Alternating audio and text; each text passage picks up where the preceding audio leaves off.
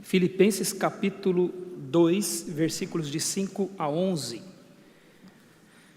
Eu vou ler aqui na minha versão revista e atualizada e peço a você que acompanhe na sua Bíblia a leitura da palavra do Senhor. Nós vamos ler este livro santo que é a Bíblia. A palavra de Deus diz assim: Tende em vós o mesmo sentimento que houve também em Cristo Jesus, pois ele, subsistindo em forma de Deus, não julgou como usurpação o ser igual a Deus. Antes a si mesmo se esvaziou, assumindo a forma de servo, tornando-se em semelhança de homens e reconhecido em figura humana. A si mesmo se humilhou, tornando-se obediente até à morte e morte de cruz. Pelo que também Deus o exaltou sobremaneira e lhe deu o nome que está acima de todo nome, para que ao nome de Jesus se dobre todo o joelho nos céus, na terra e debaixo da terra, e toda língua confesse que Jesus Cristo é Senhor, para a glória de Deus Pai. Carta do apóstolo Paulo aos Filipenses, né? A semana passada nós terminamos a carta do apóstolo Paulo a Timóteo, fizemos a última exposição nesta carta, e aí os irmãos têm me perguntado qual é o livro que vai ser exposto agora, né? Irmãos, só o ano que vem, né? Eu olhei a minha agenda, nós temos alguns domingos até o final do ano, depois entramos nas programações de final de ano, então de agora até o final do ano eu gostaria de dirigir o pensamento dos irmãos na pessoa do nosso Senhor Jesus Cristo. Eu gostaria que nós fôssemos lembrados, confrontados e pensássemos sobre o Senhor Jesus Cristo como modelo para nós, como exemplo para a nossa vida, como crentes nele, como servos dele neste mundo aqui, sendo, pensando, agindo como ele agiu. Então eu gostaria de, nesses domingos até o final do ano, nas oportunidades que eu tiver, falar com os irmãos aqui sobre a pessoa do nosso Senhor Jesus Cristo. A carta do apóstolo Paulo aos Filipenses foi uma carta escrita na segunda viagem missionária do apóstolo Paulo. O apóstolo Paulo tem 3 viagens conhecidas como viagens missionárias e uma viagem a Roma, registradas no livro de Atos dos Apóstolos. E na segunda viagem missionária dele, nasce esta igreja, ele planta esta igreja na cidade de Filipos, e se torna uma igreja muito querida do apóstolo Paulo, uma igreja que tinha um sentimento muito profundo pelo apóstolo Paulo, uma igreja que manifestava uma preocupação com ele, assim, muito sentimental, muito afetiva. Era uma igreja extremamente sensível às necessidades do apóstolo Paulo e queria apoiar o apóstolo Paulo. E é uma carta que é escrita como uma espécie de recibo, porque a igreja havia enviado uma oferta em dinheiro para o apóstolo Paulo, e para suprir as necessidades dele, e ele então escreve essa carta aqui como uma espécie de gratidão e para dizer para eles que chegou às mãos dele a oferta que eles haviam levantado para ele, e que fora enviada para ele por intermédio de Epafrodito, que era um dos servos daquela igreja. Então, é uma carta escrita a uma igreja que tinha muito afeto pelo apóstolo Paulo e pela qual o apóstolo Paulo também tinha muito carinho. E então ele vai dizer nesta carta aqui que recebeu tudo aquilo que havia sido enviado por eles. Uma carta em que ele fala muito de alegria, alguns chamam de a carta da alegria pelo número de vezes que ele fala que alegrai-vos no Senhor, eu estou alegre no Senhor, não é? Então é uma carta que vai falar bastante de alegria. Mas apesar de ser uma carta escrita para uma igreja que tinha um sentimento muito profundo pelo apóstolo Paulo, e uma igreja pela qual o apóstolo Paulo também tinha este sentimento, não deixa de ser uma carta onde o apóstolo Paulo quer também corrigir e instruir, admoestar a igreja em algumas coisas que ele sabia que não estavam boas na vida daquela igreja. Então também tem correções nessa carta aqui. Ele cita até nome de pessoas aqui nesta carta que estavam tendo divergências uma com a outra, e ele pede que elas pensem concordemente no Senhor. É o caso de 2 mulheres, Evódia e Sintique, que tinham problemas de relacionamento. Dá-nos a entender que ambas eram membros daquela igreja e tinham problemas de relacionamento, e ele então pede a elas que elas pensem concordemente no Senhor. Então não é uma carta escrita para uma igreja perfeita. Então o afeto, o carinho que ele tinha por esta igreja E o carinho que a igreja tinha por ele não impediu de que ele também falasse diretamente com aquela igreja aquilo que ele entendia que precisava ser corrigido na vida daquela igreja. Assim era sempre o apóstolo Paulo, né? E esta passagem, irmãos, que nós lemos aqui, que vai dirigir o nosso pensamento hoje à noite, ela fala de nosso dever, da nossa responsabilidade, é um mandamento bíblico de sermos imitadores do Senhor Jesus Cristo. Em várias passagens da Bíblia, Deus deixa claro para nós que é seu propósito nos fazer semelhantes ao Senhor Jesus Cristo. Eu quero citar algumas para os irmãos. Romanos capítulo 8, versículos 28 e 29, vai nos dizer que, é um texto tão conhecido, né, que diz que todas as coisas cooperam para o bem daqueles que amam a Deus, daqueles que são chamados segundo o seu propósito. E o versículo 29 vai dizer: aos que de antemão conheceu, a este também predestinou para serem conformes à imagem do seu Filho, a fim de que ele seja o primogênito entre muitos irmãos. Então o texto está dizendo que Deus conduz todas as coisas, por isso todas as coisas cooperam. Deus conduz todas as coisas, Deus é o agente disso, Ele é o sujeito desta oração. Quando diz que todas as coisas cooperam, tem um sujeito aí. Esse sujeito é Deus, Ele é o agente disso. Então Ele controla todas as coisas, Ele conduz todas as coisas de forma que elas cooperem para o bem daqueles que o amam, daqueles que são chamados segundo o seu propósito. E aí o texto continua dizendo que o bem maior que acontece na vida dos servos dele, aqueles que o amam e que são chamados segundo os seus propósitos, é serem feitos semelhantes ao Senhor Jesus Cristo. Por isso ele diz: aos que de antemão conheceu, a estes também predestinou para serem conformes à imagem do seu Filho, a fim de que o seu Filho seja o primogênito entre muitos irmãos. Então Deus tem como propósito, Ele está trabalhando todas as coisas, mexendo no nosso caráter, mexendo na nossa vida, mexendo na nossa forma de pensar, a fim de que nós estejamos cada vez mais próximos do caráter do seu Filho Jesus Cristo. Esse é o propósito dele. 1 João capítulo 3, versículo 2 vai dizer: amados, agora somos filhos de Deus, mas ainda não se manifestou o que haveremos de ser. Porque quando Ele se manifestar, nós seremos como Ele é, porque haveremos de vê-lo como Ele é. Veja o que a palavra de Deus está nos dizendo: eu sou filho de Deus, desde o dia em que me arrependi dos meus pecados, reconheci que eu era merecedor de condenação eterna, reconheci que não era digno de ir ao céu. Deus, na sua graça, me transformou de uma tal forma que Ele passou a me tratar como um dos seus filhos, e eu posso chamá-lo de pai. Então agora eu sou filho de Deus, mas ainda não se manifestou o que eu haverei de ser. Eu sou filho de Deus, mas ainda não sou semelhante ao Senhor Jesus como eu devo ser. Aqueles que estão aqui hoje à noite, que reconheceram seus pecados, reconheceram quem são diante de Deus, estes foram tornados filhos de Deus, mas não se manifestou ainda o que eles haverão de ser. E quando o Senhor vier, Ele então terá completado esta obra de transformação da nossa vida, e nós seremos como Ele é, porque haveremos de vê-lo como Ele é. Então Deus está transformando o seu povo na pessoa do seu Filho Jesus Cristo. Efésios capítulo 5, a partir do versículos 25, o texto tão conhecido de nós também, vai dizer: maridos, amai as vossas mulheres, assim como Cristo amou a igreja e a si mesmo se entregou por ela, para que a santificasse para si mesmo, igreja gloriosa, sem mácula nem ruga, porém santa e sem defeito.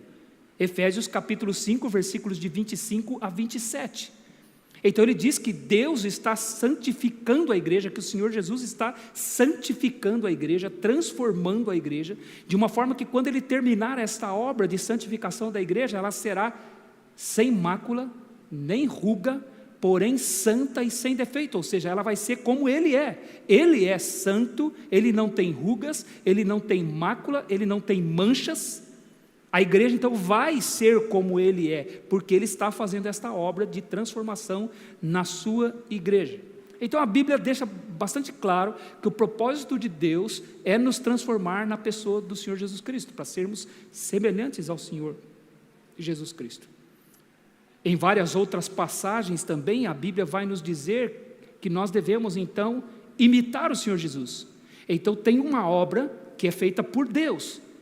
Se você é salvo, meu irmão, se você é salva, minha irmã, saiba de uma coisa: você vai ser como Jesus, porque Deus não vai deixar essa obra inacabada. Nesta mesma carta, no capítulo 1, versículo 6, está escrito: aquele que começou boa obra em vós, há de completá-la até o dia de Cristo Jesus. Nenhum de nós que somos salvos seremos obras inacabadas. Deus vai completar a obra que Ele está fazendo, então seremos como Jesus. Ele não vai deixar. Mas por outro lado, Ele também nos diz que nós devemos ter uma parte, assumindo a nossa responsabilidade de nos esforçarmos para sermos como o Senhor Jesus Cristo. A Bíblia também nos chama a sermos imitadores do Senhor Jesus Cristo. Em Hebreus capítulo 12, o autor escreveu: visto que temos a rodear-nos tão grande nuvens de testemunhas, corramos com perseverança a carreira que nos está proposta, olhando firmemente para o Senhor Jesus, autor e consumador da nossa fé. Então está dizendo que nessa carreira que Deus me propôs, eu devo correr, e eu tenho que saber para onde eu estou olhando. Eu tenho que olhar para o Senhor Jesus Cristo, ou seja, eu tenho que ser um imitador dele, porque Ele é o autor e o consumador da minha fé.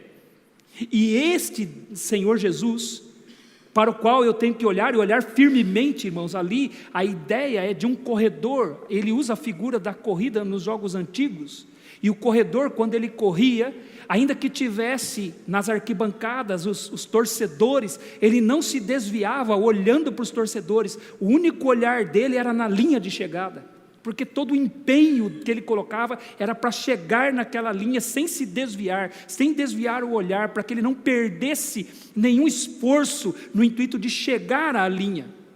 E quando ele diz, olhando firmemente para Jesus, autor e consumador da nossa fé, o qual, em troca da alegria que lhe estava proposta, não fez caso da ignomínia, mas suportou a cruz, e está agora sentado à destra de Deus, é Ele que é o modelo para nós. E nós devemos então, esta passagem então nos diz que quando nós estamos olhando para Ele, é que devemos estar imitando a Ele. E Ele não fez caso da ignomínia. O que é ignomínia, né? Ignomínia é vergonha pública.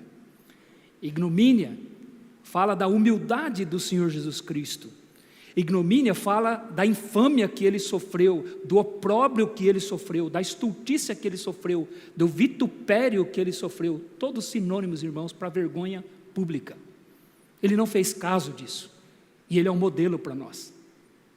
Ele não se envergonhou de ser o Evangelho, e nós somos chamados a não nos envergonharmos do Evangelho. Ele é o nosso Salvador, e Ele não teve vergonha disso. Ele não fez caso da ignomínia, mas suportou a cruz por nossa causa. Essa palavra ignomínia, ela é a tradução, né, da palavra grega na minha versão. Ela é uma palavra que tem origem no latim e significa, irmãos, desgraça, o ato de perder o bom nome. O Senhor Jesus suportou isso para sermos salvos. Então Jesus, Ele foi humilde. Durante a sua última Páscoa, numa outra passagem que Ele nos chama a sermos seus imitadores, Ele levantou-se da mesa, cingiu-se com uma toalha, pôs água numa bacia e passou a lavar os pés aos seus discípulos. E estava ali, inclusive, Judas, que Ele sabia que seria o seu traidor, e Ele lava os pés, inclusive, de Judas. E quando Ele chega para lavar os pés de Pedro, Pedro nem quer, porque aquilo era muito humilhante. Ele disse: Senhor, lavarás os pés a mim? Aí Jesus disse: se eu não te lavar, não tendes parte comigo. Senhor, então não somente os pés, mas também as minhas mãos e a cabeça. Não, quem já se banhou não necessita se lavar, senão somente os pés. E depois Ele aplica isso para os seus discípulos. Ele disse assim: vós me chamais mestres e dizeis bem, eu sou. E se eu, sendo o Senhor, vos lavei os pés, deveis também vós lavar os pés uns dos outros, porque eu vos deixei o exemplo, para que assim como eu fiz, façais vós também. Mais uma passagem que a Bíblia está nos chamando a sermos imitadores dele, a fazermos como Ele fez. Em 1 Pedro capítulo 1, uma outra passagem, versículos de 21 a 23, o apóstolo Pedro vai nos dizer: para isto mesmo fostes chamados, porque Cristo sofreu em vosso lugar, deixando-vos o exemplo para seguirdes os seus passos. porque ele não cometeu pecado e nem dolo algum se achou em sua boca, porquanto, quando ele era maltratado, ele não fazia ameaças, quando ultrajado, ele não revidava com ultraje, mas entregava-se àquele que julga retamente. Veja o que a passagem nos diz: para isto mesmo fomos chamados, para seguirmos os seus passos, porque ele nos deixou o exemplo. Então, em várias passagens, a palavra de Deus vai nos chamar a sermos imitadores dele. Ele mesmo disse em Mateus capítulo 11, versículos 28 a 30, vinde a mim todos vós que estáis cansados e sobrecarregados, e eu vos aliviarei. Tomai sobre vós o meu jugo e aprendei de mim, me imitem, aprendam de mim, levem parte de mim, e aprendei de mim, porque eu sou manso e humilde de coração, e achareis descanso para as vossas almas, porque o meu fardo é leve e o meu jugo é suave. Percebe? A palavra de Deus nos diz que Deus quer nos fazer semelhantes ao Senhor Jesus. A palavra de Deus também nos diz que nós devemos nos esforçar para sermos semelhantes ao Senhor Jesus. E todas essas passagens que foram citadas, que nos dizem que nós somos chamados a sermos imitadores do Senhor Jesus, têm algo em comum. Todas essas passagens, irmãos, falam para sermos imitadores de Jesus, sempre na humildade dele. Sempre no aspecto de sua humilhação, de sua simplicidade. Então, parece que tem algo importante nisso. Se todas, ou na maioria das vezes em que a Bíblia nos chama a sermos imitadores do Senhor Jesus, ela apresenta Ele como um exemplo de humildade, isso leva-nos a concluir que qual é o nosso problema? Qual é o contrário de humildade? Qual é o contrário de humildade, irmãos? Lembra aquelas aulas de português? Escreva o antônimo. Qual é o antônimo de humildade? Orgulho. Qual é o nosso problema, irmãos? Qual é o meu problema? Nosso problema é o orgulho. O que nos impede de sermos como o Senhor Jesus é o nosso orgulho. Isso revela que nós somos orgulhosos, somos filhos de Deus, mas ainda não se manifestou o que haveremos de ser. E Deus está trabalhando em nós, Ele quer matar o nosso orgulho. E o orgulho, irmãos, é um mal presente nos nossos corações. Ele nos impede de que hajamos à maneira do Senhor Jesus Cristo. O orgulho nos impede, inclusive, que alcancemos o favor de Deus. Tiago vai dizer no capítulo 4 da sua carta, no versículo 6, que Deus resiste aos soberbos, contudo aos humildes Ele concede a sua graça. E se há orgulho no meu coração, Deus me resiste. Pedro vai dizer em 1 Pedro capítulo 5, versículo 5, cingi-vos todos de humildade, porque Deus resiste aos soberbos, contudo aos humildes Ele concede a sua graça. E se Deus vê orgulho no meu coração, não há por que Ele me conceder o seu favor. Se Ele encontra orgulho no meu coração, Deus odeia o orgulho, Deus não suporta o orgulho diante de si. Nós precisamos ser confrontados constantemente com a pessoa do nosso Senhor Jesus Cristo, porque Ele é o nosso exemplo, e nós devemos ser semelhantes a Ele. Vire as páginas da sua Bíblia, tem um texto que está pertinho aí, você pode virar as páginas da sua Bíblia, que você não vai demorar a encontrar. Colossenses capítulo 1, mensagem inclusive que foi exposta lá na conferência, esta semana. Aliás, irmãos, me permito aqui ser grato aos irmãos por ter a oportunidade de ter estado lá na conferência mais uma vez, e agora acompanhado de muitos irmãos aqui da nossa igreja. Nós contamos ao todo lá, deu 30 pessoas da nossa igreja lá na conferência, contando as crianças obviamente, né? E contando a Simona, né, que tem estado aqui conosco aqui, a gente já catou para nós aqui, já consideramos nossa. Então, incluindo ela, fomos 30 irmãos lá na conferência, e foi muito gostoso ver membros da igreja lá, ver parte do nosso presbitério lá. O pastor Davidson e o pastor Fabrício estavam lá também, e o pastor Edivânio, obviamente, né, que já tem estado nas últimas, né, mas foi muito bom ver parte do presbitério lá, e foi uma bênção ouvir as mensagens que ouvimos lá esta semana. Foi muito encorajador, muito animador. Ouvimos muito sobre púlpito, ouvimos muito sobre igreja lá, como não poderia deixar de ser, né? Ouvimos muito sobre isso, e eu sou grato aos irmãos por esta semana que nós passamos lá. em Águas de Lindóia na conferência. Essa passagem foi inclusive exposta lá.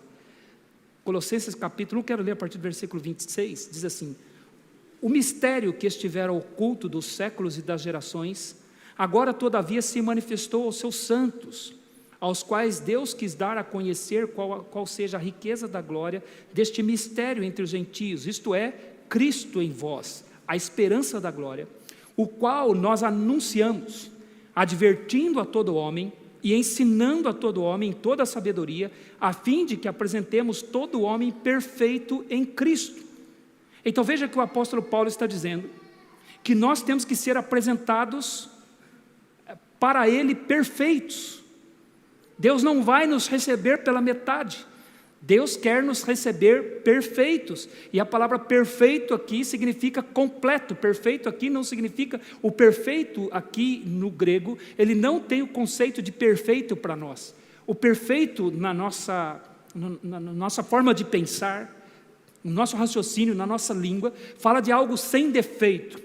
Ainda que quando nós estivermos no céu, nós saberemos que não teremos defeito nenhum, mas a palavra é mais do que isso. Perfeito aqui significa pleno, maduro, crescido, que deixou a infância para trás, que abandonou a meninice, que amadureceu. O propósito de Deus é nos amadurecer como filhos seus e tornar a nós mesmos adultos espirituais, maduros espirituais. O apóstolo Paulo diz que este é o propósito, que todo homem, filho de Deus, seja apresentado perfeito em Cristo.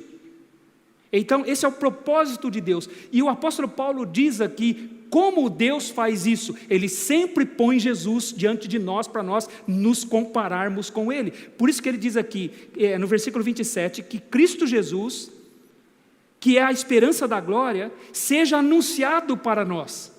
Ou seja, o qual nós anunciamos, ele diz. Então eu preciso que Cristo Jesus seja anunciado para mim, irmãos. O tempo todo, todo o tempo, eu preciso ter, como se estivesse olhando para o Senhor Jesus, vendo o Senhor Jesus, para que eu pudesse me comparar com Ele. Então ele diz que nós precisamos que Cristo seja anunciado para nós, e aí ele diz, advertindo todo homem. Irmãos, esta palavra advertir aqui, ela significa mexer na forma de pensar. Essa palavra advertir é uma palavra rica no Novo Testamento, que significa, irmãos, mudar a forma de uma pessoa pensar a respeito de si mesma. Então eu preciso ter Jesus diante de mim, para que eu possa olhar para Ele, e a ideia aqui não é a imagem física do Senhor Jesus Cristo, mas é quem Ele foi, o seu caráter, como Ele viveu aqui neste mundo. Por isso o texto vai dizer, tende em vós o mesmo sentimento que houve também em Cristo Jesus. É ter Jesus sempre diante dos meus olhos, para que eu possa me comparar com Ele, para que eu possa saber inclusive em que grau eu estou na minha maturidade, na minha caminhada cristã, para que eu possa ter consciência disso. Então ele diz que eu preciso ser advertido, Jesus precisa ser colocado diante de mim, e eu preciso ser advertido, dizendo, olha, você tem que ser como Ele. Ele é o modelo para você. Você precisa olhar para Ele o tempo todo. Então eu preciso ser confrontado na minha forma de pensar. É isso que significa advertir. Advertir significa confrontar, admoestar, corrigir, dizer você está errado, porque Jesus não age assim.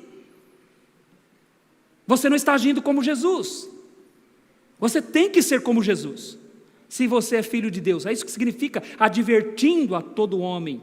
Então a pessoa de Jesus precisa ser colocada diante de nós para nos confrontar, nos corrigir e nos admoestar. Precisamos ser comparados com Ele o tempo todo. Precisamos ser ensinados em toda a sabedoria, precisamos ser ensinados sobre Jesus, precisamos ser ensinados de tal forma que nós cresçamos, amadureçamos. Uma outra passagem que fala sobre isso, Efésios capítulo 4, a partir do versículo 11, o apóstolo Paulo diz que Deus deu à igreja uns para apóstolos, outros para profetas, outros para evangelistas e outros para pastores e mestres, para que eles pudessem ensinar a igreja, de forma que a igreja desempenhasse o seu serviço. E até quando esse serviço precisa ser desempenhado? O apóstolo Paulo diz, até que todos cheguemos ao pleno conhecimento do Filho de Deus, a perfeita varonilidade, a estatura do Senhor Jesus Cristo, para que não sejamos mais como meninos levados ao redor por todo o vento de doutrina, pela artimanha dos homens com que induzem ao erro. Então Deus quer ensinar a igreja até que a igreja atinja, até que você atinja. Aplique isso na sua vida. Até que você seja na estatura de Jesus Cristo. Até que você seja como Ele. É o ministério da igreja, é o ministério dos dons da igreja. E então Ele deu estes homens para que pudesse trabalhar na igreja, servir na igreja com seus dons, para que a igreja desempenhasse o seu serviço. Então o grande problema que temos na nossa caminhada cristã, irmãos, é o nosso orgulho. Ele nos pega e nos conduz sem que nós percebamos. E a palavra de Deus então nos chama a lutar contra o nosso orgulho para que nós sejamos semelhantes ao Senhor Jesus Cristo. E aqui então o apóstolo Paulo dá esse mandamento para que cada crente seja como o Senhor Jesus Cristo. Ele cita o exemplo aqui, a atitude de Jesus, a vida de Jesus até culminar na cruz como um exemplo para nós. Paulo aqui fala que cada crente deve pensar como Jesus. É uma atitude consciente, irmãos. É uma atitude racional, é uma atitude pensada, que leva o servo de Deus a agir como Jesus. Sabe qual é o nosso problema? O nosso problema são os nossos sentimentos. Nós agimos muito pelo que sentimos. A nossa luta é pensar. O Evangelho deu a você, meu irmão, o Evangelho deu a você, minha irmã, a capacidade de pensar, de raciocinar. É isso que Deus quer de nós. Sabe por que muitas vezes nós não agimos como o Senhor Jesus? Porque nós agimos por sentimentos. Nós agimos pelas emoções, pelos impulsos da nossa carne. E aí nós não agimos como o Senhor Jesus? Quando Ele diz aqui, tende em vós o mesmo sentimento que também houve em Cristo Jesus, o verbo aqui, apesar de ser traduzido para nós, sentimento na minha versão, na verdade o verbo fala muito mais da forma de pensar. É o jeito de raciocinar, o jeito de enxergar as coisas. Ele está dizendo aqui que nós devemos ter uma maneira correta de pensar a respeito de nós mesmos. O contexto, inclusive, sugere isso. Ele estava dizendo no capítulo 2, a partir do versículo 1, falando para a igreja, que a igreja deveria produzir alegria nele. Ele era o pai da fé daquela igreja, ele se coloca aqui como o pastor daquela igreja, e ele pede àquela igreja que produza alegria para ele, e então ele diz que eles deveriam completar a alegria para ele, e a alegria seria completada quando eles pensassem da mesma maneira. Veja, ele não está dizendo para eles que eles alegrariam o coração dele, apóstolo Paulo, se eles tivessem um sentimento igual. Ele diz, pensem da mesma forma. Põe a cabeça para funcionar. Raciocinem. Sejam mais racionais. Irmãos, porque o pecado, ele fez com que o sentimento e as emoções assumissem o controle da vida dos homens. Esse foi o efeito destruidor, um dos efeitos destruidores do pecado. É fazer com que nós sejamos sentimentais e hajamos sempre por impulso, mas o Evangelho, ele devolve a nós a capacidade de pensar. Então ele diz, completem a minha alegria de modo que penseis a mesma coisa. E aí no versículo 3 ele diz, nada façais por partidarismo ou vanglória, mas por humildade, considerando cada um os outros superiores a si mesmo. Não tenha cada um em vista o que é propriamente seu, senão também cada qual o que é dos outros. Então ele está dizendo, se vocês querem me fazer felizes, se vocês querem completar a minha alegria, pensem, comecem a raciocinar. É um ensino aqui, irmãos, de humildade, de considerar os outros superiores a si mesmo. Pensar corretamente acerca de si mesmo é pensar de maneira justa, não se elevar em demasia acima dos outros. Romanos capítulo 12, versículo 3 também vai dizer isso, que nós não devemos pensar acerca de nós mesmos mais do que convém. Então Jesus, ele teve um pensamento correto a respeito de si mesmo. E ele está dizendo aqui, tende em vós o mesmo pensamento que houve também em Cristo Jesus. Então este texto nos chama a termos a mesma forma de pensar do Senhor Jesus Cristo. Como Jesus agiu? Jesus, ele se desprendeu dos seus privilégios. Veja o versículo 6. Pois ele, subsistindo em forma de Deus, não julgou como usurpação o ser igual a Deus. Paulo diz aqui que Jesus subsistiu em forma de Deus. E este verbo subsistir aqui, irmãos, é uma palavra que significa existir de maneira inalterável.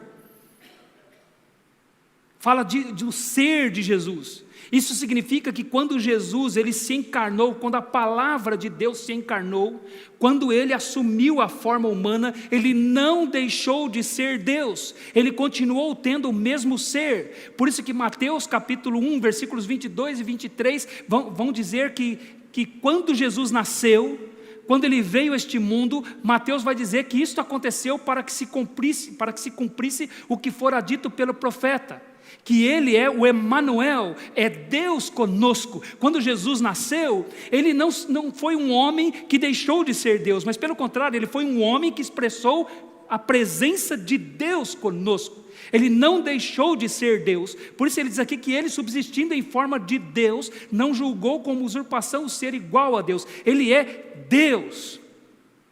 O apóstolo Paulo disse em Timóteo capítulo 1, versículo 16: aquele que foi manifestado em carne, pregado aos gentios, visto dos anjos, crido no mundo e recebido na glória.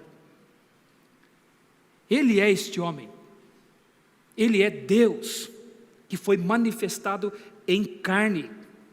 Quando Tomé quis vê-lo, Tomé disse assim: se eu não o vir, é muito interessante, porque a primeira vez que o Senhor Jesus aparece para os discípulos, eles estavam reunidos no domingo, no primeiro dia da semana, com as portas fechadas, veio o Senhor Jesus e pôs-se no meio deles.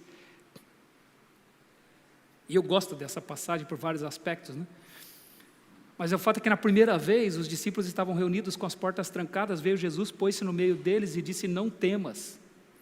E aí eles viram o Senhor Jesus ressurreto, e Tomé não estava lá. Quando você falta o culto, você perde, sempre perde. Tomé não foi para o culto, perdeu. O Senhor Jesus apareceu, a primeira vez ele não viu. Aí foram contar para ele: rapaz, a gente estava lá, reunido, com a porta trancada, porque a gente estava com medo dos judeus, e o Senhor Jesus veio e colocou-se no nosso meio. E aí Tomé falou assim: se eu não o vir, e não botar o dedo nas minhas feridas dele, de maneira nenhuma crereis. 8 dias depois, ao Senhor Jesus espera para o domingo seguinte, o que parece nos ensinar alguma coisa sobre a importância do domingo, para a igreja dele. No domingo seguinte, eles estão novamente trancados, estão novamente reunidos com as portas trancadas, vem o Senhor Jesus e põe-se no meio deles e diz para Tomé: veja, põe aqui o teu dedo.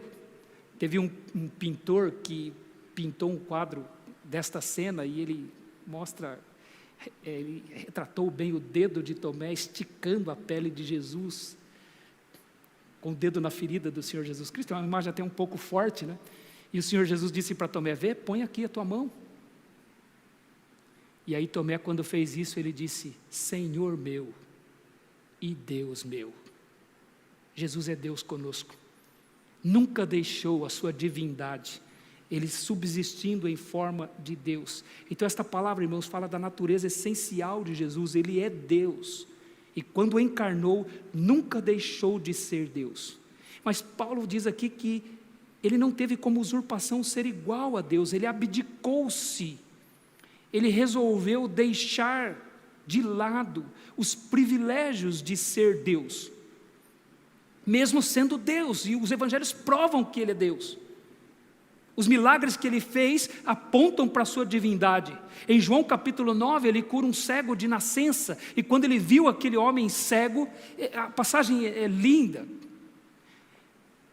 e o Senhor Jesus cospe no chão, e com a poeira do chão ele faz lodo com a sua saliva, e com a poeira do chão, então, com aquele lodo que ele fez com a sua saliva, ele unta os olhos daquele cego, e diz para aquele cego: vai ao tanque de Siloé e lava-te. Aquele homem foi, lavou e voltou vendo. Sabe por que Jesus fez assim? Ele tinha tantas maneiras de curar aquele cego, ele podia ter curado apenas com uma palavra, como ele fez em outras vezes, mas ele fez isso porque João escreveu o seu evangelho para dizer que Jesus é Deus.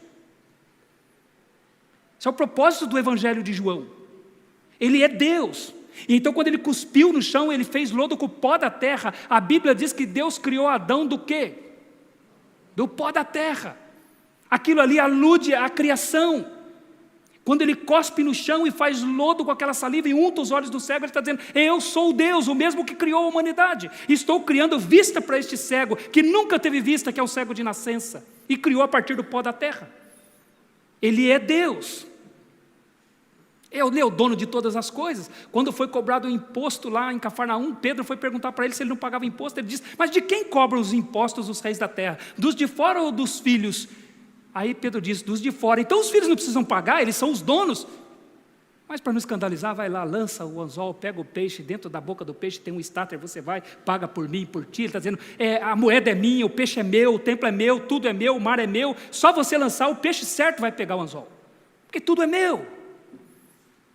Ele é o dono de todas as coisas. Quando ele mandou pegar o jumentinho para ele entrar em Jerusalém, ele disse assim: se alguém perguntar o que vocês estão fazendo, diga que o mestre precisa dele. Ele é o dono. Ele é o dono de tudo.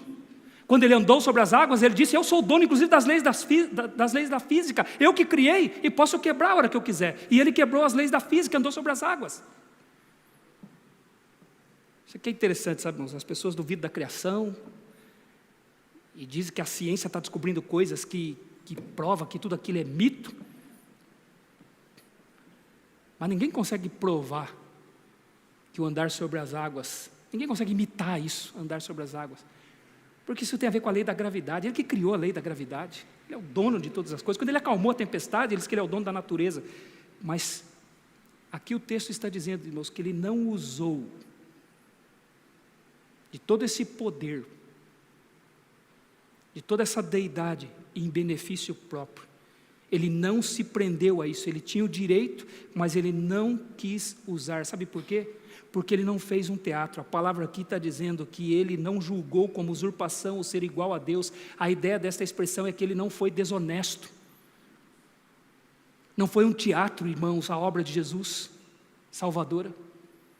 Ele nos salvou na sua perfeita humanidade, apesar de nunca ter deixado de ser Deus. Porque se ele usa qualquer prerrogativa divina na obra de salvação, seria usurpar. Seria a palavra usurpar, que tem a ver inclusive com roubar, com ser desonesto. E é isso que o termo usurpação fala. Então ele não usou de nenhuma de suas prerrogativas divinas na obra de salvação. Jesus nunca deixou de ser Deus, mas ele não usou os atributos de Deus para efetuar a salvação. Sabe o que significa? Ele nunca usou nenhum do seu poder em seu próprio favor. Sempre que ele usou do seu poder, foi para beneficiar outras pessoas. Aliás, quando Satanás quis levá-lo a usar do seu poder para se beneficiar, você lembra o que ele fez? Quando ele jejuou durante 40 dias e 40 noites, o texto diz que ele teve fome. Não precisava nem dizer que ele teve fome, né? Depois de jejuar 40 dias e 40 noites, o texto diz que ele teve fome. E Satanás vem e apresenta-se diante dele e diz: se és filho de Deus, manda que estas pedras se transformem em pães e terás um tesouro no céu. Irmãos, ele tinha poder para mandar as pedras se transformarem em pães? Sim ou não? E ele alimentou o seu povo no deserto, mandando vir o maná do céu e tirando a água da rocha. Mas ele disse: não só de pão viverá o homem, mas de tudo o que procede da boca de Deus, disso viverá o homem. Ele não usou seu poder em seu próprio benefício. E Paulo afirma aqui, irmãos, que nós devemos agir desta maneira. Jesus não facilitou a sua vida aqui nesse mundo porque ele era Deus. Ele não usurpou, não teve como usurpação o ser igual a Deus. E aqui ele diz que nós devemos agir da mesma maneira. Se Jesus, que é Deus e tem seus direitos soberanos, não quis usá-lo, como nós vamos imitá-lo? Como nós podemos pensar nisso? Nós temos a responsabilidade de sermos como Jesus. Ele tinha direito a tudo e resolveu não ter nada. Irmão, sabe o que isso nos ensina? Nós não temos direito a nada e queremos ter tudo.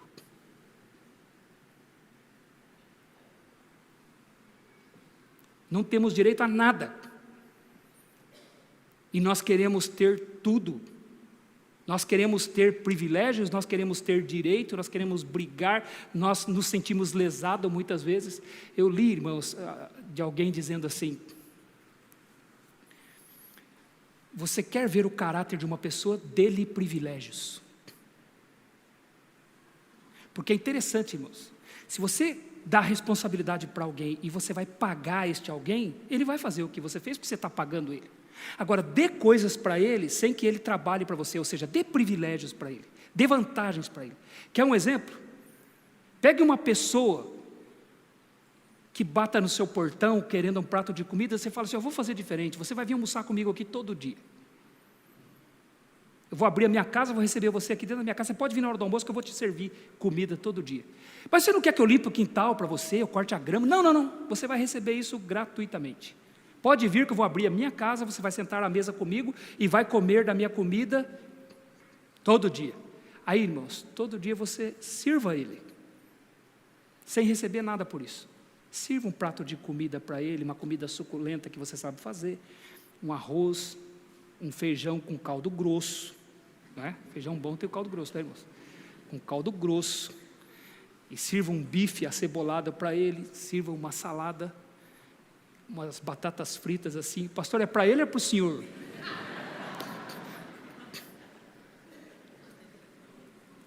E faça isso, irmãos, todos os dias. E ele vem e você dá. Ele vem e você dá. Aí um dia, troque o cardápio. Sirva a ele um feijão aguadinho, um arrozinho e um ovo frito. E você vai ver o caráter dessa pessoa. Dê a ele privilégios e você vai ver o caráter dele. Ele vai dizer, cadê meu bife? Cadê minha salada? Não é assim, irmãos? Tudo que nós recebemos, a gente acha que a gente transforma isso em nosso direito. Deus nos dá por graça, Ele nos dá por misericórdia e nós julgamos como nosso direito. E quando Ele resolve tirar, a gente esperneia, a gente reclama, a gente murmura porque a gente não sabe ter privilégios. E Ele, sendo Deus, não teve como usurpação ser igual a Deus. Dê privilégios a um homem, concordei com essa frase, e você vai ver o caráter dele. Mas aqui nós vemos o caráter do Senhor Jesus. Santo, perfeito, não usou como usurpação o ser igual a Deus, não abusou do seu poder. Esse é o exemplo que Jesus nos oferece aqui. Segundo Jesus, ele esvaziou-se de si mesmo, versículo 7 diz assim, antes a si mesmo se esvaziou, assumindo a forma de servo, tornando-se em semelhança de homens e reconhecido em figura humana. Jesus voluntariamente resolveu esvaziar-se de si mesmo. Essa é a essência da humildade. É resolver ser vazio por dentro. É a decisão de não ter nada. Nada. Jesus não deixou de ser Deus, mas deixou de lado todos os privilégios de ser Deus. Todas as prerrogativas divinas, ele se esvaziou de si mesmo. Por isso é que em João capítulo 17, versículo 5, quando ele está orando ao Pai, ele sabe que está caminhando para a cruz, ele ora ao Pai e diz, Pai, glorifica o teu Filho com a glória que eu tive contigo está no passado, que eu tive contigo antes que houvesse o mundo, me devolve a minha glória, glorifica o teu Filho, porque ele inclusive abdicou-se da sua glória. Num determinado momento ele revelou sua glória para os seus discípulos, em Mateus capítulo 17, ele pega Pedro, João e Tiago e leva eles com ele para o monte, e lá no monte ele é transfigurado perante eles.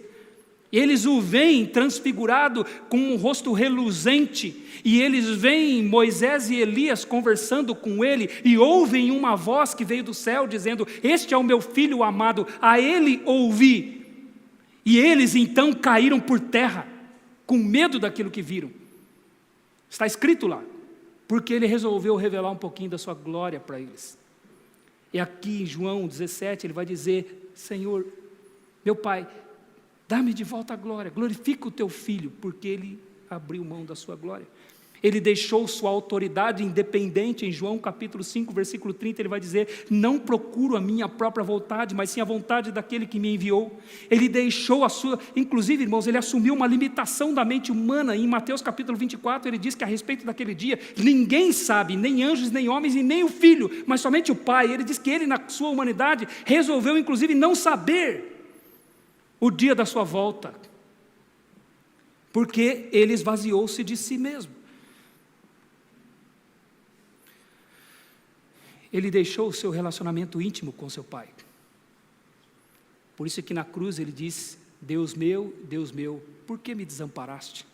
Até a separação do Pai ele sofreu por nossa causa. Ele foi manso e humilde e resolveu não ter nada. E por isso que não havia como roubar Jesus. Como é que você vai roubar alguém que não tem nada? Como é que você vai lesar alguém que resolveu não ter nada? Que assumiu a forma de servo. Aliás, quando o texto diz aqui no versículo 7 que ele assumiu a forma de servo, é a mesma palavra que diz que ele subsistiu em forma de Deus. Então ele não foi, irmãos, uma imitação de homem.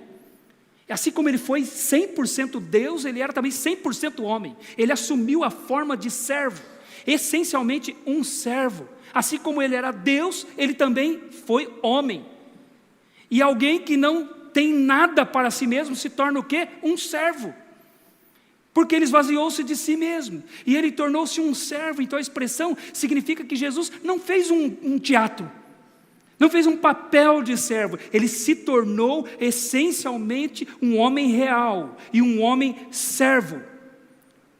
Por isso é que ele vai dizer lá em Mateus capítulo 20, versículo 28, que ele não veio para ser servido, mas veio para servir e dar a sua vida em resgate de muitos. Ele disse isso quando seus discípulos estavam discutindo entre si para ver qual deles era o maior.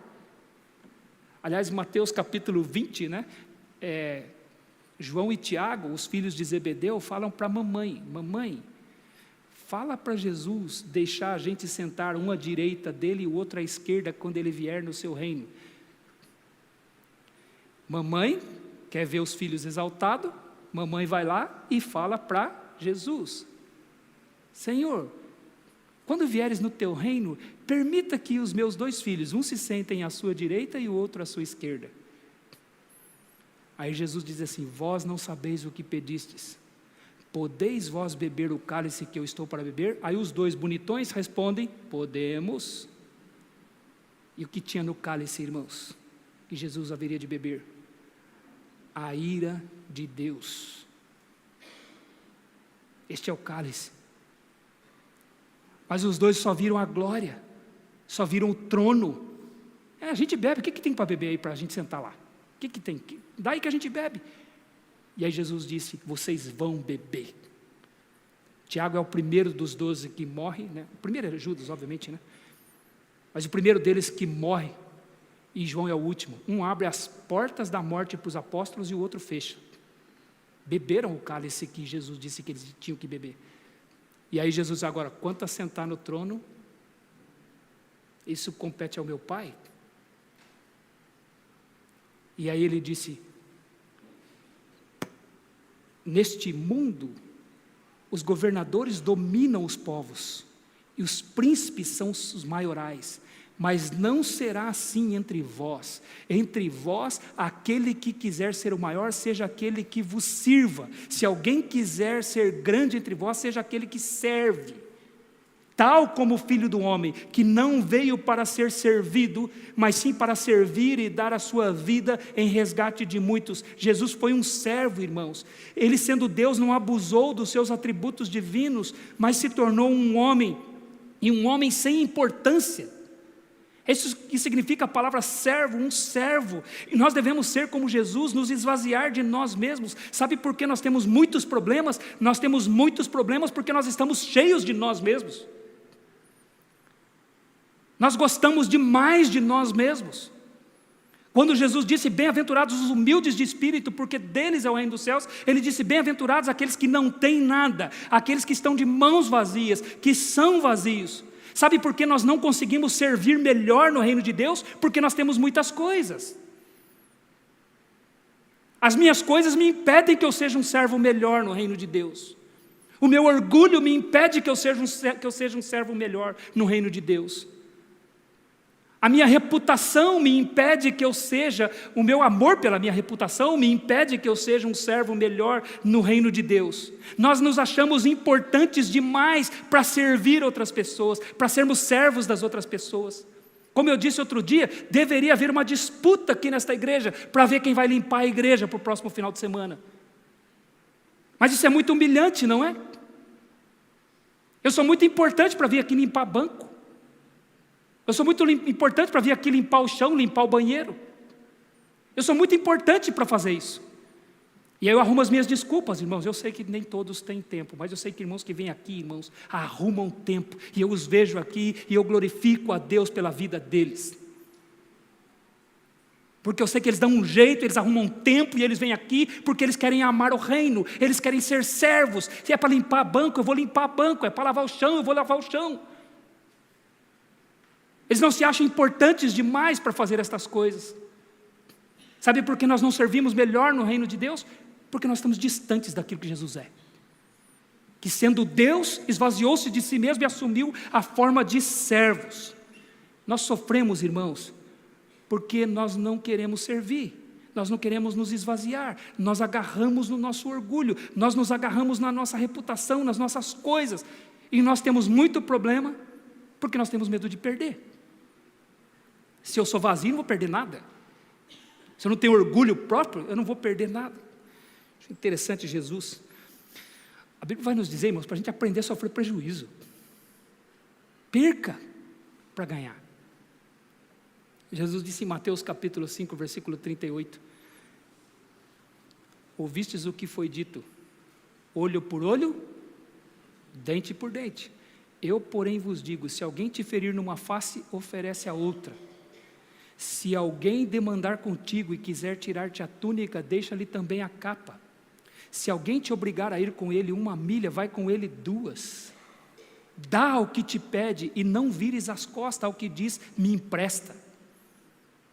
Irmãos, este texto não está dizendo da forma como as pessoas têm que me tratar. A gente é bom nisso, né? Quando a Bíblia diz assim,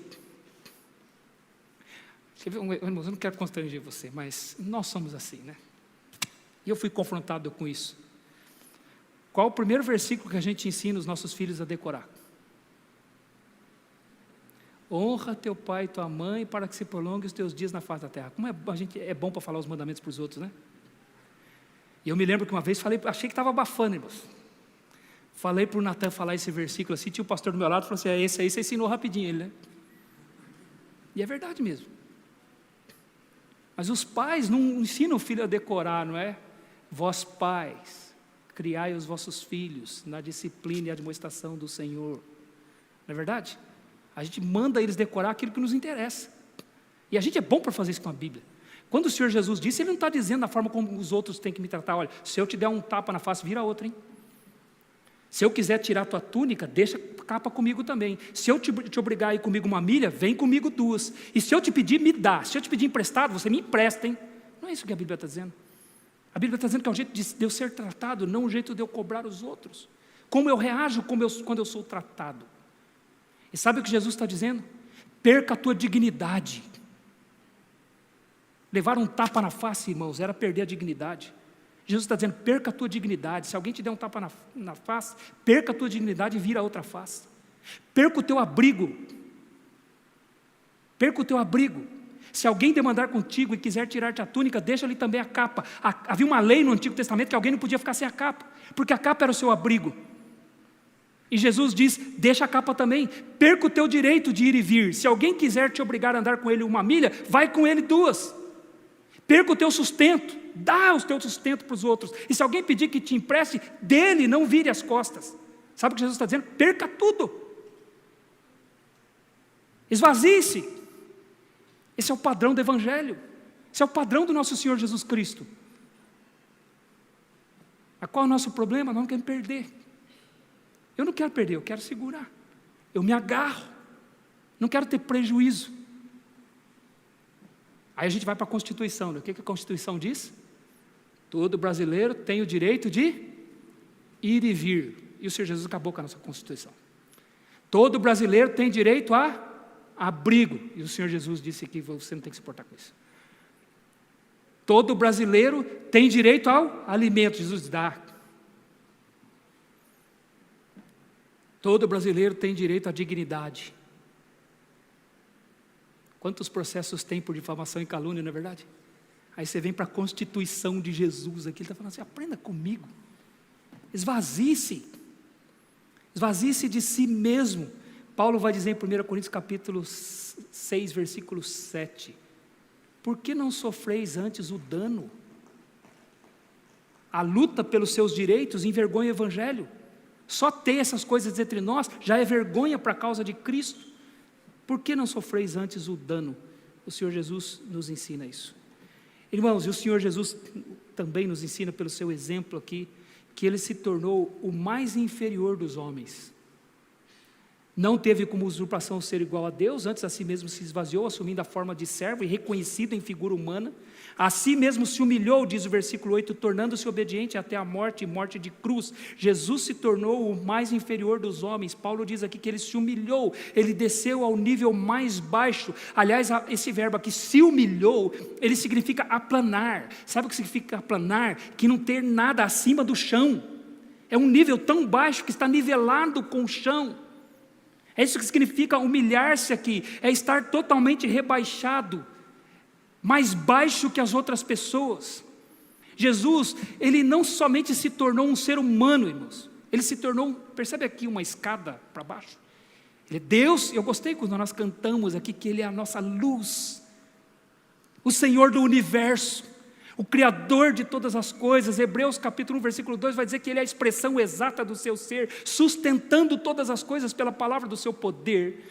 João capítulo 1 vai dizer que Ele é o Criador de todas as coisas foram feitas por intermédio dEle, e sem Ele nada do que foi feito se fez. Tudo é dEle. Mas Ele desce dessa grandeza, dessa majestade, e Ele se torna homem. Mas Ele não se contenta em ser um homem, Ele quer ser um homem servo, e um homem servo que se humilha e vai ao chão, o mais inferior dos homens, a si mesmo se humilhou, Ele se tornou o mais inferior de nós. Quando Ele lavou os pés dos seus discípulos, irmãos, o trabalho de lavar os pés de alguém era o trabalho executado pelo escravo mais inferior da casa. O escravo mais sem valor era aquele designado para lavar os pés do dono da casa e dos seus acompanhantes. Quando eles chegavam, as pessoas tomavam banho nos banheiros públicos e ao caminhar para casa, eles sujavam os pés. Então era necessário que um escravo lavasse os seus pés quando eles chegassem em casa. E Jesus, sendo o anfitrião naquela ceia, era a última Páscoa dele, Ele cinge-se com uma toalha e vai lavar os pés aos seus discípulos, porque Ele se humilhou a si mesmo, desceu no nível mais baixo deles. Ele se rebaixou, irmãos, a uma completa humilhação. Mesmo sendo o único ser humano sem pecado, santo, perfeito, Ele se humilhou a um nível mais baixo que os próprios pecadores aos quais Ele ia salvar. Ele se colocou abaixo dos homens. Então Jesus, em sua humilhação, Ele foi obediente até a morte, e morte de cruz. Ele obedeceu o seu Pai, porque o seu Pai ordenou. Irmãos, o que nos impede de sermos obedientes a Deus? O nosso orgulho. O nosso orgulho nos impede. Toda desobediência a Deus tem por trás o orgulho. Por isso é que Ele se humilhou e foi obediente até a morte, e morte de cruz. Por que maridos não amam suas esposas, como lhes é ordenado na palavra de Deus? Por causa do seu orgulho. Porque não se esvaziam. Por que esposas querem dominar seus maridos e não se submeter a eles? Por causa do orgulho. Se esvaziarmos e nos tornarmos humildes, seremos obedientes, não importa o que vai ser posto diante de nós, as dificuldades que serão postas diante de nós. Diante do mais perfeito foi posta a cruz, e Ele foi obediente até a morte, e morte de cruz. Por que os filhos não obedecem seus pais? Por causa do orgulho. Eu me lembro de uma pequena historinha, dizendo que o pai disse para o filho: sente, e o filho de pé. Sente, e o filho de pé. Sente, e o filho de pé. Aí o pai pegou as mãos, colocou nos ombros da criança e senta, e empurrou a criança. Aí ela sentou. Aí ela olhou para o pai e disse assim: estou sentado por fora, mas por dentro eu estou de pé. Orgulho. Orgulho nos impede de obedecer. E às vezes a gente diz assim: não, o problema é não é minha rebeldia, é que é difícil. Sabe, irmãos, eu estou ficando cansado de ouvir desculpas. Desculpas. Não dá. É difícil, meu. Por isso que eu falo que nós precisamos chorar mais. Precisamos completar com choro. Se não dá para servir o copo para Deus do jeito que Ele quer, cheio de obediência, então chore. A gente simplesmente se desculpa muito facilmente. É que não dá. Jesus, Ele foi obediente até a morte e diz que é para eu ter o mesmo pensamento que houve também nele, irmãos. E o texto nos diz que Ele se humilhou, Ele foi ativo no processo. Ele não esperou acontecer. Ele se humilhou. Ele tomou a decisão de ir até a cruz. Não seremos humildes, meus irmãos, se ficarmos de braços cruzados. A humildade não vai cair como um raio na sua cabeça.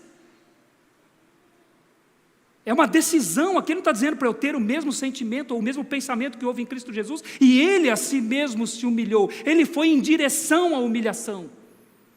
Ele não ficou esperando.